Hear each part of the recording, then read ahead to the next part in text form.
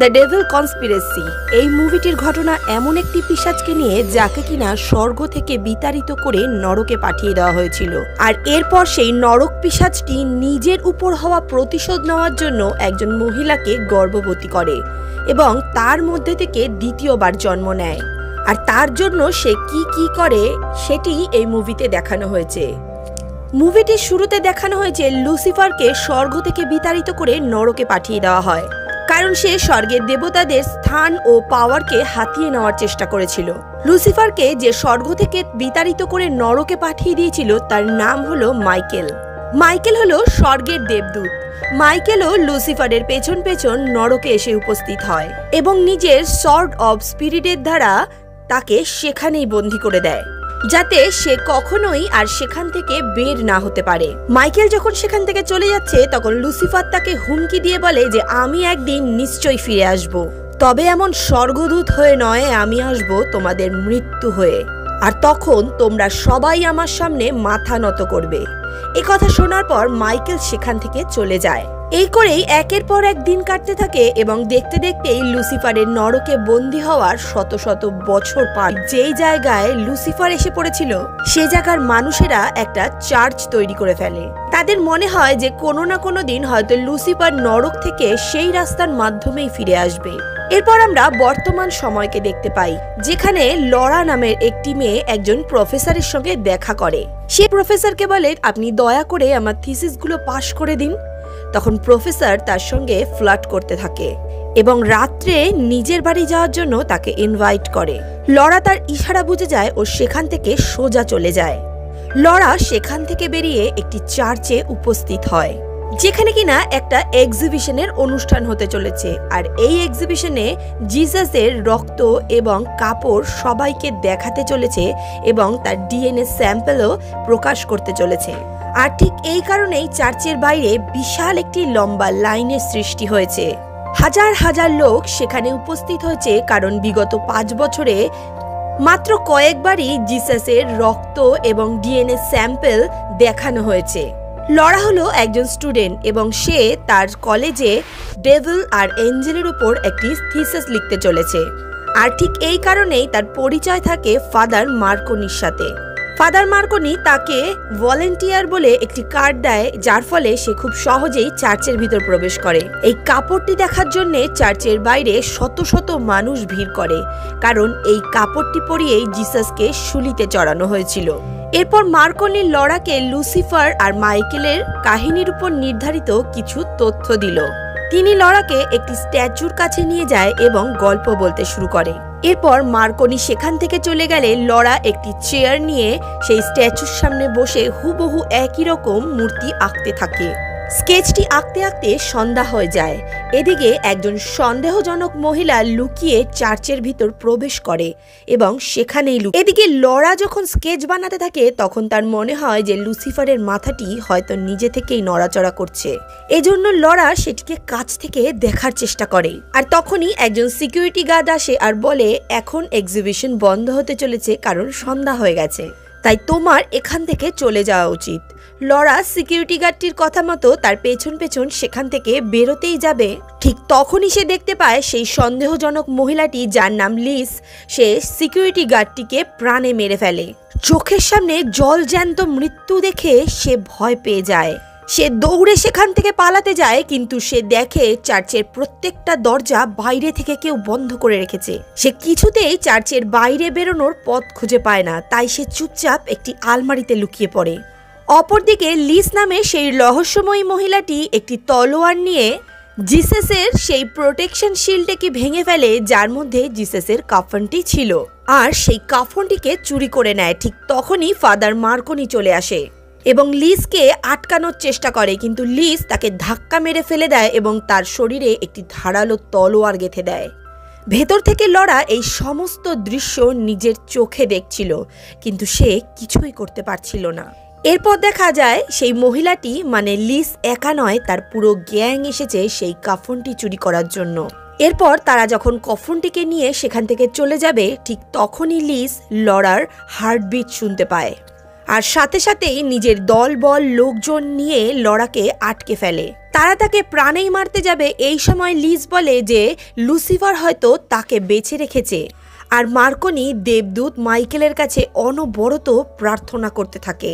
সে তাকে বলে যে হে প্রভু, আমাকে সাহায্য করুন। ঠিক তখনই আকাশ থেকে একটি নীল রঙের আলো এসে তার শরীরে প্রবেশ করে। আর সাথে সাথেই মার্কনি সম্পূর্ণ সুস্থ হয়ে যায় এবং উঠে দাঁড়িয়ে লিসের গাড়ির পিছু নিতে থাকে। সে অনেক চেষ্টা করে কিন্তু গাড়িটিকে সে ধরতে পারে না। আর ঠিক তখনই তার মাথায় অসহ্য যন্ত্রণা হতে থাকে আর সে হোঁচট খেয়ে সেখানেই পড়ে যায়। এরপর সিন পরিবর্তন হয় আর আমরা একটি বিয়ের দৃশ্য দেখতে পাই, যেখানে একটি ছোট্ট ছেলে ভায়োলিন বাজাচ্ছে। ছেলেটি খুব সুন্দরভাবে ভায়োলিন বাজিয়ে সেখানে উপস্থিত সকল দর্শকদের মুগ্ধ করে দেয়। ঠিক তখনই সেখানে ডক্টর লরেন নামের এক সায়েন্টিস্ট এসে উপস্থিত হয় আর সকল দর্শককে বলে এই বাচ্চাটি হলো অ্যান্টনিও লিবার্টির রক্ত, আর ইনি হলেন আমাদের ইতিহাসের একজন বিখ্যাত আর্টিস্ট। আর এই বাচ্চাটিকে আমি অ্যান্টনিও ডিএনএ দিয়ে আমার ল্যাবে তৈরি করেছি।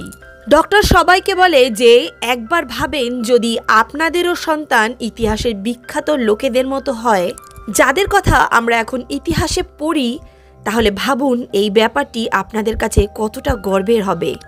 এই অসম্ভব কাজকে সম্ভব করার জন্যে আমি পৃথিবীর বিখ্যাত মানুষদের ডিএনএ সংগ্রহ করে আমার ল্যাবে এই আবিষ্কার করার চেষ্টা করছি। এরপর সেখানে একটি ছোট্ট বাচ্চাকে নিয়ে আসা হয়, যাকে কিনা একজন বিখ্যাত আর্কিটেকচার এবং কবি অ্যাঞ্জেলোর ডিএনএ দিয়ে বানানো হয়েছে। আর লরেন সেই ছোট্ট বাচ্চাটির নিলামি শুরু করে $10 মিলিয়ন দিয়ে। আর নিলামি শেষ হতে হতে সেই বাচ্চাটিকে একজন ব্যক্তি নেয়। পরের মুহূর্তে আমরা লিজকে দেখতে পাই, যে কিনা ডক্টর লরেনকে ইশারা করে ডেকে নিয়ে সেই চার্চে উপস্থিত হয়, যেখানে কিনা লুসিফার এসে পড়েছিল। ডক্টর লরেনের ল্যাবও সেখানেই অবস্থিত। লিজ ডক্টরকে জেসাসের কাফন দেখিয়ে বলে এই কাজটির জন্য আমরা অনেক অপেক্ষা করেছি, আর এখন যত তাড়াতাড়ি সম্ভব সারোগেটকে তৈরি করো। আর তখনই সেখানে লরাকে দেখানো হয়, যেখানে লরার মতোই বেশ কয়েকটি মহিলাকে বন্দী অবস্থায় রাখা হয়েছিল। এদেরকে এখানে রাখার কারণ হলো এরা বিখ্যাত ঐতিহাসিকদের ডিএনএ নিয়ে এদের গর্ভে ফার্টিলাইজ করে এদেরকে প্রেগনেন্ট বানিয়ে দেয় এবং বাচ্চা হওয়ার পর বাচ্চাগুলোকে বিক্রি করে অনেক টাকা উপার্জন করে। এখানে থাকা প্রত্যেকটি মহিলার দিন কাটে প্রচণ্ড যন্ত্রণায় আর কষ্টে। লরা তখন সকলকে বলে যে আমি কথা দিচ্ছি আমি তোমাদের এই যন্ত্রণা থেকে মুক্তি দেব। ঠিক তখনই সেখানে কিছু গার্ড উপস্থিত হয় এবং জোর করে লরার ব্লাড স্যাম্পেল নিয়ে সেখান থেকে চলে যায়। অন্যদিকে সেই চার্চকে দেখানো হয়, যেখানে দুজন ফাদার সিসিটিভি ক্যামেরায় ফাদার মার্কনিকে মারা যেতে দেখে। কিন্তু ঠিক তখনই তাদের চোখের সামনে ফাদার মার্কনি এসে উপস্থিত হয় আর তাকে দেখে তারা প্রচণ্ডভাবে ভয় পেয়ে যায়। ফাদার মার্কনি রাগে গজগজ করতে করতে তাদের বলে ফাদারের কাফনের প্রোটেকশনের দায়িত্বে চার্চ কাকে রেখেছিল। তাদের মধ্যে একজন উত্তর দেয় যে ফাদার ভিনসিনিকে এর প্রোটেকশনের দায়িত্বে রাখা হয়েছিল, কিন্তু সে আর এখন চার্চে আসে না। ফাদার মার্কনি প্রশ্ন করে যে কেন? তারা উত্তর দেয় যে সে এখন পাগল হয়ে গেছে, সে এখন শুধুমাত্র কালা জাদু আর শয়তানদেরই দেখতে পায়। এখন সে সাইন্ট মাইকেল অ্যাসাইলামে থাকে। একজন ফাদার তখন বলে ওঠে যে তুমি ফাদার মার্কনি নও, কারণ ফাদার মার্কনি এসব কথা আগে থেকে। কিন্তু ফাদার মার্কনি এ প্রশ্নের কোনো উত্তর দেয় না আর সেখান থেকে একটা গাড়ি নিয়ে সেই অ্যাসাইলামের দিকে রওনা দেয়। আসলে এই শরীরটি মার্কনির হলেও তার ভেতরে থাকা আত্মা স্বর্গে থাকা দেবদূত মাইকেলের। অ্যাসাইলামের দিকেই এগোতে থাকে, কিন্তু ঠিক তখনই ফাদার ভিনসিনি এসে তাকে অজ্ঞাত ব্যক্তি ভেবে বন্দী করে নেয়। ফাদার ভিনসিনি তাকে মারতেই যাবে, ঠিক তখনই তাকে স্পর্শ করে বুঝে নেয় যে এ কোনো সাধারণ মানুষ নয়, বরং স্বর্গ থেকে আসা এক দেবদূত। ফাদার ভিনসিনি তখন জিজ্ঞেস করে যে আপনি এখানে কেন এসেছেন? দেবদূত মাইকেল উত্তর দেয় যে কারণ তারা সেই কাফন চুরি করে নিয়েছে। এরপর ফাদার ভিনসিনি তাকে তার অ্যাসাইলামে নিয়ে আসে এবং একটি টেলিস্কোপের দ্বারা একটি জায়গাকে দেখিয়ে তাকে জিজ্ঞেস করে আপনি কি এই জায়গাটা চিনতে পারছেন? এটি হলো সেই জায়গা যেখানে প্রথম লুসিফার এসে পড়েছিল। ফাদার ভিনসিনি আরও বলে যে এই জায়গাটিকে এখন লুসিফারের সদস্যরা দখল করে নিয়েছে। আর এখন তারা সেই রাস্তা দিয়ে লুসিফারের ফেরত আসার অপেক্ষা করছে। মাইকেল তখন বলে যে তার কোনোভাবেই ফিরে আসা সম্ভব নয়, কারণ আমি তাকে সেখানে বন্দি করে রেখেছি। এ কথা শুনে ভিনসিনি উত্তর দেয়, যে মহিলাটি তোমাকে মেরেছিল অর্থাৎ লিস, সে তার দানবদের নিয়ে লুসিফারকে মুক্ত করার প্রচেষ্টা করে চলেছে। তারা প্রথমে লুসিফারের আত্মাকে মুক্ত করবে এবং তারপর জেসাসের রক্তের সঙ্গে মিলিয়ে নতুন করে তাকে জন্ম দেবে। আর এর সাথেই লুসিফার মুক্ত হওয়ার সাথে সাথেই আরও বেশি শক্তিশালী হয়ে উঠবে, আর তারপর সেই পুরো দুনিয়ার উপর কবজা করে শাসন চালাবে। এরপর ভিনসিনি সেখান থেকে মাইকেলকে নিয়ে একটি টানেলের মধ্যে চলে যায়, যেটা কিনা সেই চার্চের মধ্যেই রয়েছে। এখানে পৌঁছে ভিনসিনি মাইকেলকে ভেতরে যেতে বলে এবং সে বাইরেই বসে পাহারা দিতে থাকে। মাইকেল একাই সেই টানেলের মধ্যে দিয়ে ভেতরে প্রবেশ করে। এদিকে ডক্টর লরেন লিসকে বলে যে আমি ডিএনএ প্রস্তুত করে ফেলেছি, আর লরার ব্লাড গ্রুপ জেসাসের ব্লাড গ্রুপের সঙ্গে মিলে যায়। এরপর কিছু গার্ড মিলে লরা এবং অন্য আরেকটি মহিলাকেও সেখান থেকে নিয়ে যায়।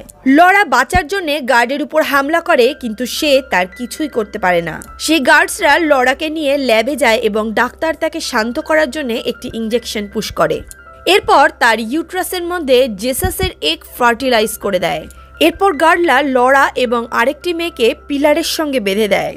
এখানে আরো অনেক লোকেরা রয়েছে যারা লুসিফারের পুজো করে। সেই মুহূর্তেই সেখানে একটি শয়তান চলে আসে, যাকে লুসিফার নরক থেকে পাঠিয়েছে। কিন্তু যদিও নরকের দরজা খুলে গেছে, তবুও লুসিফার এখনো সেখান থেকে মুক্ত হতে পারেনি, কারণ লুসিফারের মুক্ত হওয়ার সঙ্গে সঙ্গেই তার শরীর ধ্বংস হয়ে যাবে। তাই সে এমন একটি শরীরের খোঁজ করতে চলেছে যে তার শক্তিকে নিজের শরীরে ধারণ করতে পারবে। শয়তানটি লরা এবং অন্য আরেকটি মেয়েকেও বন্দি করে নরকের দরজা দিয়ে ভেতরে পাঠায়। এরপর লুসিফার নিজেকে মেরে ওই খাঁচা থেকে নিজের আত্মাটিকে বার করে। প্রথমে লুসিফার ওই মহিলাটির ভিতরে প্রবেশ করে, কিন্তু ওই মহিলাটি লুসিফারের এই শক্তি সহ্য করতে না পারায় ওই মহিলাটি নিজেই মারা যায়। এরপর ওই আত্মাটি লরার শরীরে প্রবেশ করে, কিন্তু লরার কিছুই হয় না। এরপর ওই শয়তানটি লরাকে নরক থেকে বার করে লিজের কাছে পৌঁছে দেয়।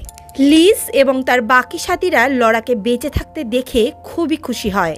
এরপর লিজ লরাকে একটি কাঁচের ঘরে নিয়ে যায়, যাতে তারা লরা লিজকে জিজ্ঞেস করে যে আমার সঙ্গে কি হতে চলেছে।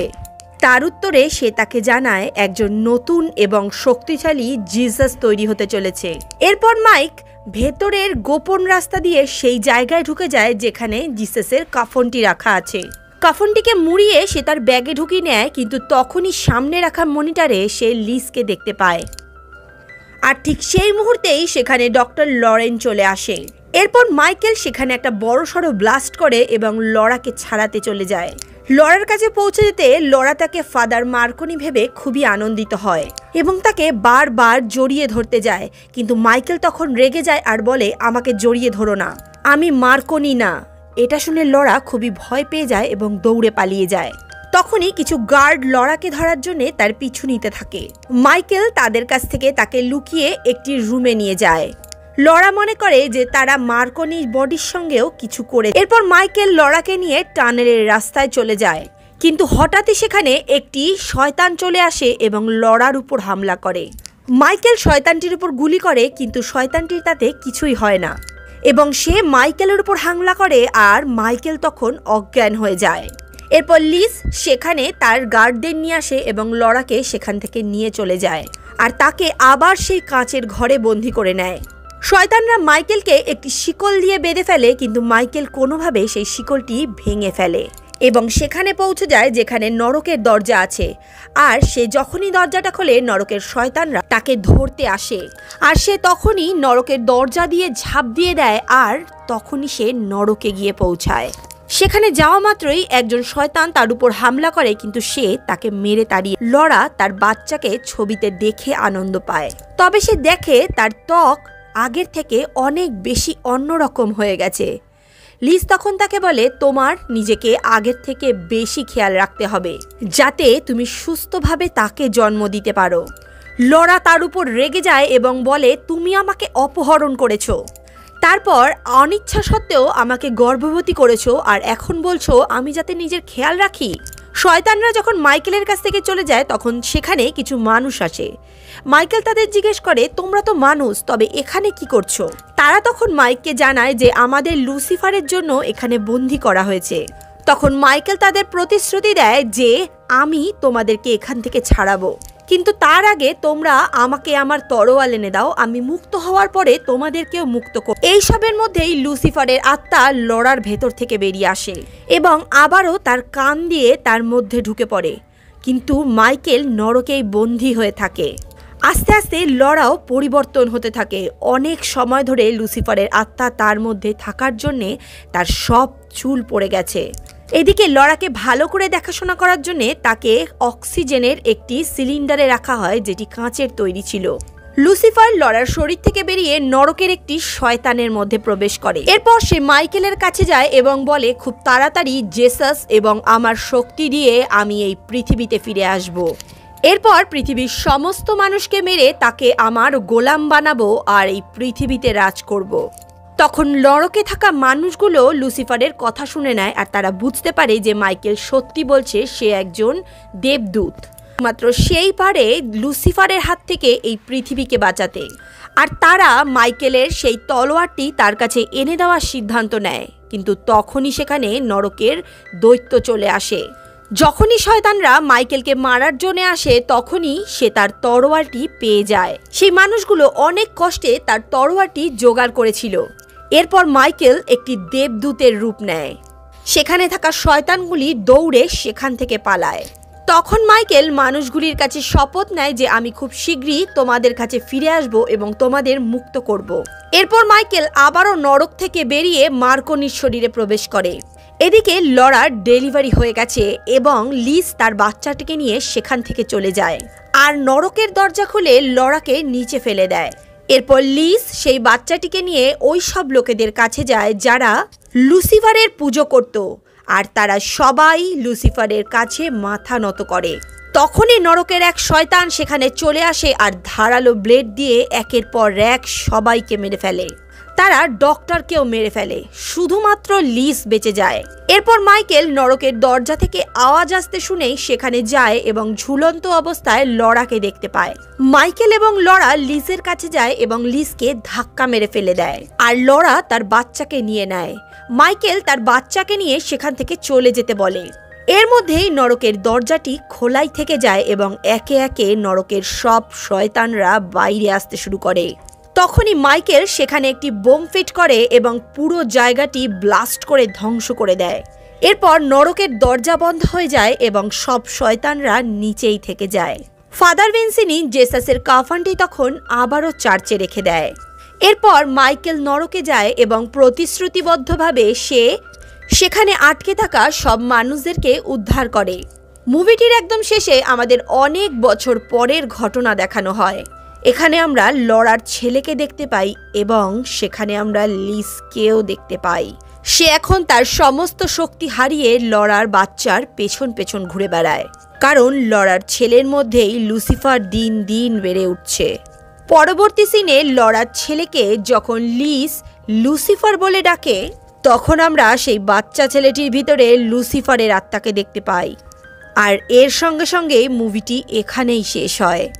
আজকের মুভি এক্সপ্লেনেশন তোমাদের কেমন লাগলো অবশ্যই কমেন্টে লিখে জানিও। ভালো লাগলে লাইক করো, ফ্রেন্ডস ও ফ্যামিলির সঙ্গে ভিডিওটি শেয়ার করো। ফিউচার আপডেটসের জন্য চ্যানেলটি সাবস্ক্রাইব করে পাশে থাকা বেল নোটিফিকেশনটি অবশ্যই অল করে দিও, যাতে আমরা যখন যা ভিডিও দিই তার নোটিফিকেশন সবার আগে তোমাদের কাছে পৌঁছায়। চলে আসছি নতুন মুভির এক্সপ্লেনেশন নিয়ে, ততক্ষণের জন্য টাটা।